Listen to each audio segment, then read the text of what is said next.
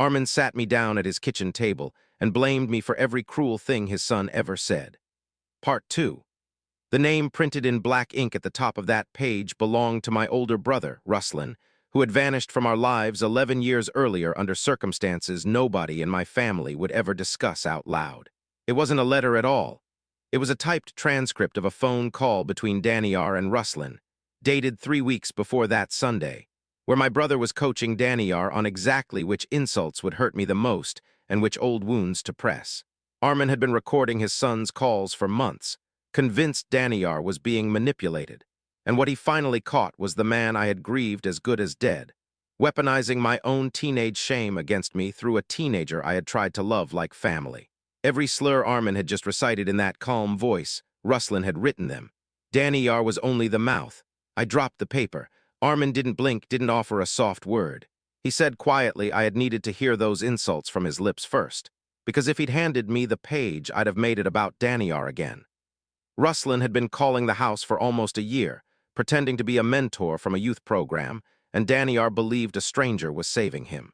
My hands shook so hard I pressed them flat against the wood, and the tea in my cup rippled.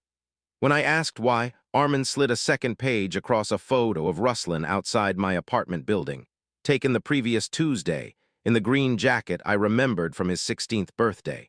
"He isn't done with you," Arman said, "and my son is the rope he's been climbing toward you." Every phrase that had felt too specific, the nickname only Ruslan used, the way Daniar always knew which birthday had broken me 3 years rearranged themselves like furniture in a house I thought I owned. Daniar wasn't the villain. He was the bait. I'd been chewing the hook for years without feeling the line. I called the police that night, but before they arrived, my phone lit up with an unknown number 6 words. "Tell Arman I have the other tape."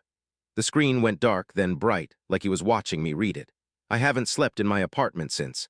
I keep a chair wedged under the doorknob at my cousin's place, and I flinch every time a car idles too long outside her window. Daniar won't look at me, and last week he left a folded note on Arman's pillow. "I'm sorry, he said he was you." Arman read it twice, then walked into the yard and stood there until the streetlights came on. Somewhere out there, my brother is holding the rest of the recordings like a loaded gun, and he's waiting for me to pick up first. Follow for the final part. You need to hear what was on that other tape.